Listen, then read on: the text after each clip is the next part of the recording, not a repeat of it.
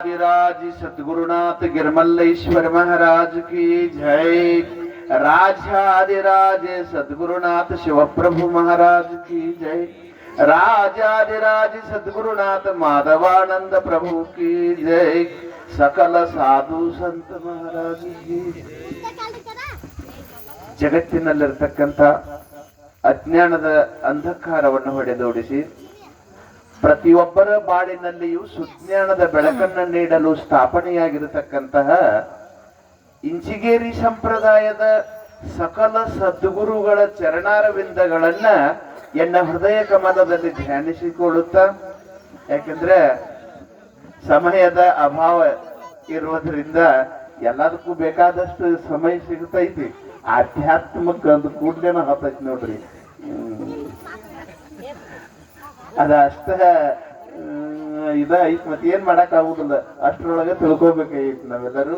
ಅದಕ್ಕೆ ತಮ್ಮ ಜೀವನವನ್ನೇ ಇಂಚಿಗೇರಿ ಸಂಪ್ರದಾಯದ ತತ್ವಕ್ಕಾಗಿ ಅರ್ಪಿಸಿಕೊಂಡಿರ್ತಕ್ಕಂಥ ಜಮಖಂಡಿಯ ಗಿರಮಲ್ಲೇಶ್ವರ ಆಶ್ರಮದ ಪೂಜ್ಯರಾಗಿರ್ತಕ್ಕಂತಹ ಪ್ರದೀಪ್ ಮಹಾರಾಜರನ್ನೊಳಗೊಂಡು ವೇದಿಕೆ ಮೇಲಿರ್ತಕ್ಕಂಥ ಎಲ್ಲಾ ಪೂಜ್ಯರ ಪಾದಕ್ಕೂ ಒಮ್ಮೆಲೆ ಹಣಿಮಣಿದು ವಿಷಯದಲ್ಲಿ ಪ್ರವೇಶ ಮಾಡೋಣ.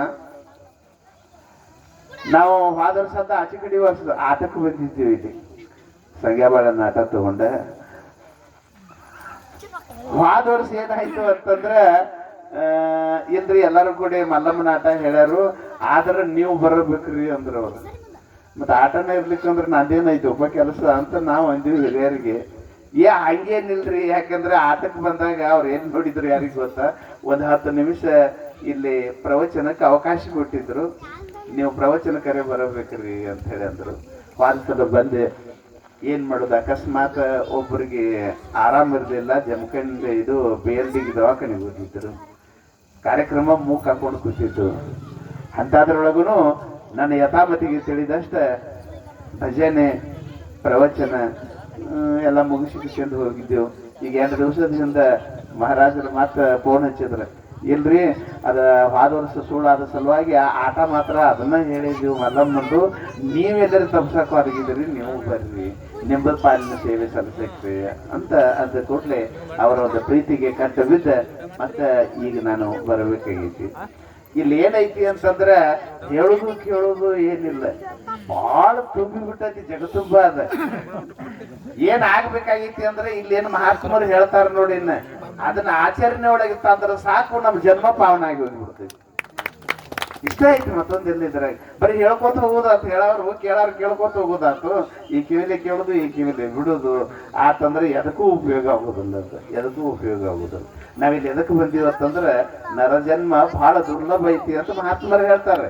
84 ಲಕ್ಷ ಜನ್ಮ ತಿರುಗಿ ಸೋಮೇನೋ ದೇವ್ರ ಕಣ್ಣು ತೆಗೆದು ಇದನ್ನ ಕೊಟ್ಟು ಕಳಿಸಿಬಿಟ್ಟಾನ. ಈ ಶರೀರ ಇದು ಹೆಂಗರೇ ಬಂದಿಲ್ರಿ, ಹೆಂಗರೇ ಕಳ್ಸಾಕ ಅವ ಯಾವ ಹೇಳಿದ ನೋಡ್ರಿ, ಒಬ್ಬ ರಾಜನ ಅರಮನೆ ಒಳಗಿಂದ ಕುದುರೆನ ತುಡುಗು ಮಾಡ್ಕೊಂಡ್ ಬಂದು ಬಿಟ್ಟಿದ್ದ. ತುಡುಗ ನೂರು ಒಂದು ಬಾಜಾರಕ್ಕೆ ಹೋಗಿ ಮಾರಾಕವಾದ, ಗಿರಾಕಿ ಬತ್ತು. ಏನ್ ಮಹಾರಾಜನ ಆಸ್ಥಾನದೊಳಗಿದ್ದ ಕುದುರೆ ಅಂದ್ರೆ ಅಲ್ಲೇನ್ ನೋಡಂಗ ಐತ್ರಿ. ಮತ್ತದ ಹೆಂಗಿರ್ಬೋದು ಕಲ್ಪನಾ ಮಾಡಲ್ಲ. ಗಿರಾಕಿ ಬಂದವನ ನೋಡಿ, ಏನ್ಪ ಕುದುರೆ ಏನ್ ಹೇಳ್ತಿ ಕಿಮ್ಮತ್ತ? 1 ಲಕ್ಷ ರೂಪಾಯಿ ಆಕೈತ್ರಿ ಅಂತೇಳಿ ನಾವು.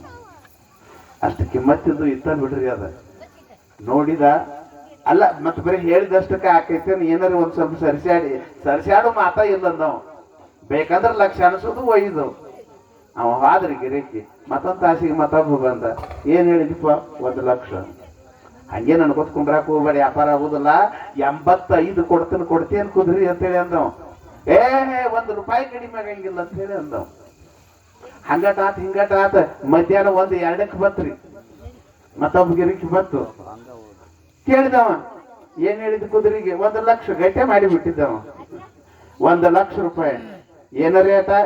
ಏನ ರೇಟ್ ಇಲ್ಲ, ಏನ ರೇಟ್ ಆಗಿದ್ರೆ ಆಗ ಮಾರಿ ಇಕ್ಕಿತ್ತದ. ಏನಿಲ್ಲ ಎಂತಿಲ್ಲ, ಪೂರ್ತಿ 1 ಲಕ್ಷ ಕೊಡಬೇಕು ಅಂದ್ರ ಕುದುರೆ ಕೊಡ್ತನು ಅಂದ. ಅವ ಅಂದ, ನಿನಗ 1 ಲಕ್ಷ ಕೊಡುದ ಕರೆ ಆತಂದ್ರ ನಾ ಹತ್ತಿ ನೋಡಿ ಕೊಡವ ಅಂದವ.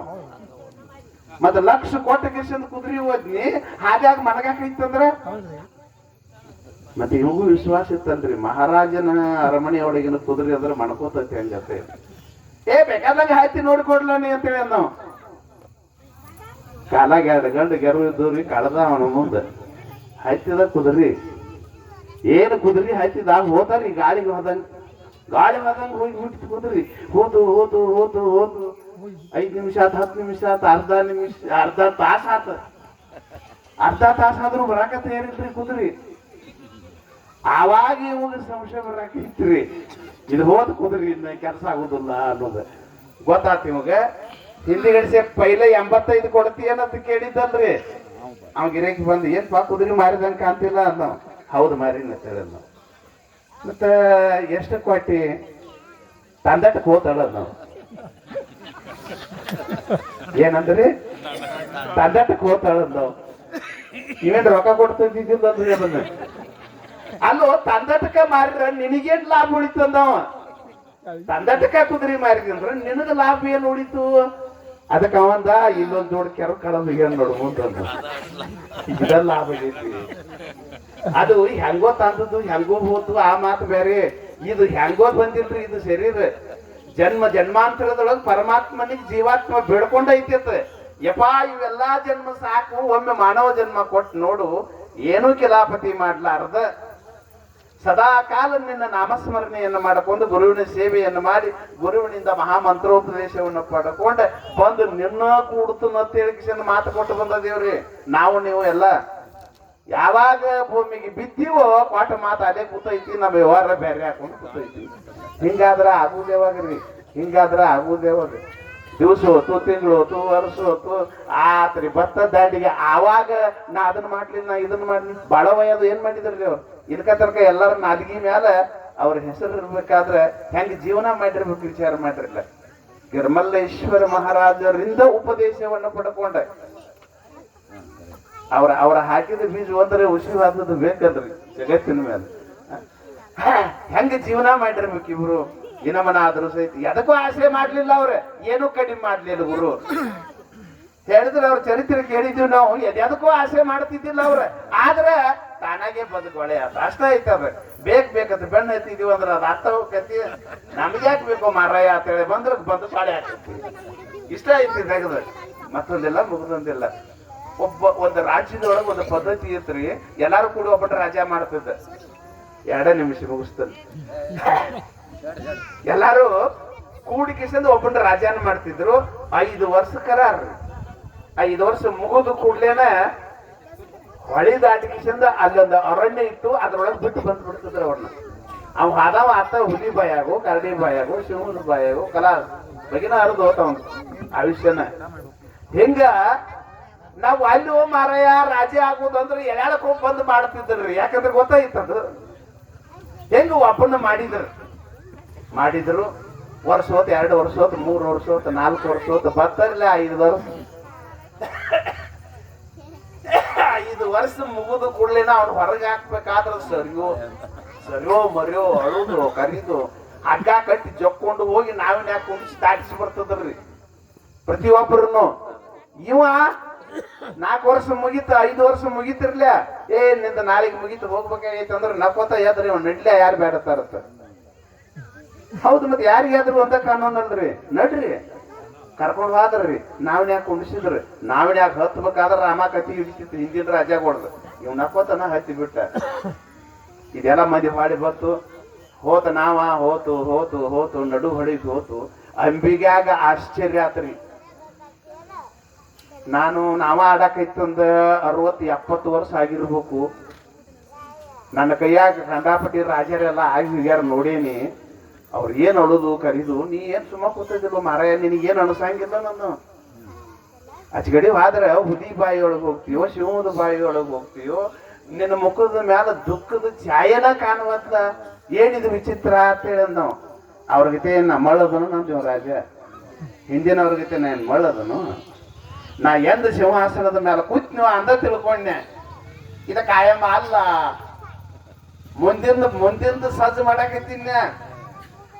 ಆಚೆ ಕಡೆ ಏನು ಅರಣ್ಯದಾಗ ಬಿಟ್ಟು ಬರ್ತಾರಲ್ಲ ಅಲ್ಲೆಲ್ಲ ಅರಣ್ಯ ಕಡಿಸಿಕಿಸಿಂದ ಎಂತಾದ್ರಿ ಎಂಥ ರಾಜ್ಯ ಸ್ಥಾಪನೆ ಮಾಡೀನಿ ಗೊತ್ತೈತೆ ನಿಮಗೆ ಅಂದವ್.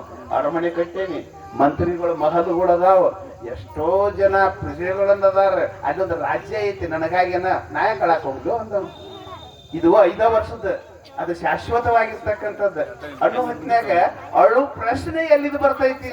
ನಮ್ದು ಹಂಗ ಐತ್ರಿ, ಭಗವಂತನ ಕಡಿಂದ ಈಗ ಬಂದಿದೀವಿ ಈ ರಾಜ್ಯಕ್ಕೆ. ಅವಾಗ 5 ವರ್ಷರೇ ಐತ್ರಿ, ನಮಗ್ ಯಾವಾಗ ಹೋಗೈತಿ ಹೇಳಾಕ್ ಬರುವಾದ. ನೀರಿನ ಮ್ಯಾಗಿನ ಗುರು ಇದೇ ಈಗ ಮಾತಾಡ ಎಂತ ಚಂದ ಪ್ರವಚನ ಹೇಳ್ತಿದ್ವು, ಬಗೆಹರಿದ ಕೆಲಸ ಮುಗಿತಂದ್ರ ಎಲ್ಲಿ 5 ವರ್ಷ. ಕ್ಷಣಭಂಗುರ ಜೀವಿತಾಹ ಅಂತಾರ ಮಹಾತ್ಮರು. ಇದು ಇರಾಕ್ ಆಗ್ಲೇನ ನಾವು ಅಲ್ಲಿದ ಹೆಂಗ್ ತಯಾರು ಮಾಡ್ಕೊಂಡು ನಾವು ಆಚೆ ಕಡಿದ ಅವ್ರನ್ನ ಕಡಿಸಿ ರಾಜ್ಯ ನಾವು ಅಲ್ಲಿದು ತಯಾರು ಮಾಡ್ಕೋಬೇಕಾಗೈತಿ. ಹಿಂದೆ ಮಾಡಿದ ಪುಣ್ಯವನ್ನು ಹಿಂದುಂಡುಡಬೇಕ ಆತ್ಮ, ಇಂದು ಮಾಡಿದ ಪುಣ್ಯವನ್ನು ಮುಂದುಂಡುಡಬೇಕ ಆತ್ಮ, ಇದಕ್ಕೆ ಸಂಶಯವಿಲ್ಲ. ಇಂದು ಧರ ನಾನೇ ಅಂತಾರ ಮಹಾತ್ಮರು. ಎಷ್ಟು ಗ್ಯಾರಂಟಿ ಕೊಡ್ತಾರ ನೋಡ್ರಿ. ಅಷ್ಟೆಲ್ಲ ಇದ್ರು ನಮಗೆ ಅರಿವು ಬರುವಾದಂದ್ರೆ ಮತ್ತೆ ಹೆಂಗಾರೆ ಮಾಡೋದಿಲ್ಲ. ಇದನ್ನೆಲ್ಲ ಎದಕ್ಕೆ ಬಾಳವಾಯಿ ನಿಮಿತ್ತವಾಗಿ ಈ ಸತ್ಸಂಗ ಮಾಡೋದು, ಮಹಾರಾಜರನ್ನು ಕರೆಸಿದ ಉದ್ದೇಶ ಏನಂತಂದ್ರ ನಾವು ಉದ್ಧಾರ ಆಗೋ ಸಲುವಾಗಿ, ಬಾಳವಾಯಿ ಸಲುವಾಗಿ ಅಲ್ಲ. ಇದೆಲ್ಲ ದೇವರಾಗಿ ವಾದಳಕ್ಕೆ ಜಟ್ ಕಡಿತ. ನಾವು ದೇವರಾಗಬೇಕಾಗೈತಿ, ಅದಕ್ಕೆ ಇಂಥ ಸತ್ಸಂಗ ಬೇಕಾಗೈತಿ. ಇಂಥ ಸತ್ಸಂಗದಾಗ ಮಹಾತ್ಮರ ಬಾಯಿಂದ ಬಂದಿರತಕ್ಕಂಥ ಮಾತುಗಳನ್ನು ಕೇಳ್ಕೊಂಡ ನಾವು ಅಲ್ಲಿ ಬುದ್ಧಿ ಕಟ್ಕೊಂಡು ಹೋದಿವತ್ತಂದ್ರೆ ಯಮ ಶ್ರದ್ಧ ಬರ್ಲತ್ತಾನ. ಮಹಾತ್ಮರು ಹೇಳ್ತಾರು, ಮರಣವೇ ಮಹಾನವಮಿ ಅಂದ್ರ ಅವ್ರ. ನಾವು ಒಂಜು ಅಳಾಕೈತಿದೀವ್ರಿ, ಯಪ್ಪ ಹೆಂಗ್ ಬಿಟ್ಟು ಹೋಗುಣ, ಇದನ್ನೆಲ್ಲ ಹೆಂಗ್ ಬಿಟ್ಟು ಹೋಗುಣ, ಏನ್ ತಂದದೇನು ಬರೋ ಮುಂದೆ. ಭಗವದ್ಗೀತೆಯೊಳಗೆ ಭಗವಂತ ಹೇಳ್ತಾನೆ ಇದ ಮಾತ. ಅಡತಿ ಯಾಕೆ ಹೋತಾರ ಅವ್ರ, ಅಳಾಕ ಲುಕ್ಷಾನ್ ಆಗೇತಿ ನಿಂದು. ಲುಕ್ಷಾನ್ ಆಗಾಕ ತಂದದಿ ಏನ, ಏನಾರ ತಂದದೇನ?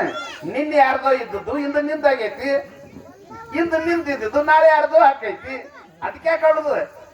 ಎಷ್ಟು ಏನ್ ಹೇಳಿದ್ರು ಕಡಿಮೆ ಐತಿ. ಅದಕ್ಕೆ ನಾವು ಸದ್ಗುರುನಾಥನ ಪಾದಕ್ಕೆ ಬಿದ್ದಕ್ಕಿಂತ ಯಪ್ಪ ನಮ್ಗೆ ಏನೇನು ಗೊತ್ತಿಲ್ಲ, ನಿನ್ನ ಪಾದಕ್ಕೆ ಬಿದ್ದಲ್ಲಿ ನಾನು ಹೆಂಗಾರೆ ಮಾಡಿ ಈ ಭವಸಾಗರದಿಂದ ಕಡೆಕ್ ಮಾಡು. ಎಷ್ಟು ಅನನ್ಯ ಭಾವದಿಂದ ನಾವು ಶರಣಾದಿವು ಅಂತಂದ್ರೆ ಆ ತಕ್ಷಣಕ್ಕೆ ಗುರುನಾಥ ಬಹಳ ದೊಡ್ಡವದ ನಮ್ಮನ್ನ ಭವಸಾಗರದಿಂದ ದಾಟಿಸಿ ಆ ಪರಮ ಮುಕ್ತಿಯನ್ನು ಕೊಡ್ತಾನು. ಅಂತ ಒಂದು ಸದ್ಬುದ್ಧಿ ಸದ್ದು ವಿವೇಕವನ್ನ ಸದ್ಗುರುಗಳು ನಿಮಗ ಎಲ್ಲರಿಗೂ ಕೊಟ್ಟು ಕಾಪಾಡ್ಲಿ ಅನ್ನುವಂಥ ಮಾತನ್ನು ಹೇಳುತ್ತಾ, ನನಗೂ ಕೂಡ ಮಾತಾಡ್ಲಿಕ್ಕೆ ಅವಕಾಶ ಕೊಟ್ಟಿದ್ದಕ್ಕಾಗಿ ವೇದಿಕೆ ಮೇಲಿರ್ತಕ್ಕಂಥ ಸರ್ವ ಪೂಜ್ಯರಿಗೂ ತಮ್ಮೆಲ್ಲರಿಗೂ ಮತ್ತೊಮ್ಮೆ ಅಭಿನಂದನೆಗಳನ್ನು ಸಲ್ಲಿಸಿ ನನ್ನ 4 ವಾಗ್ರೂಪ ಪುಷ್ಪಗಳನ್ನ ಆ ಪರಮಾತ್ಮನ ಪಾದಕ್ಕೆ ಅರ್ಪಿಸಿ ನನ್ನ ಮಾತಿಗೆ ಬರಲಿದೆ.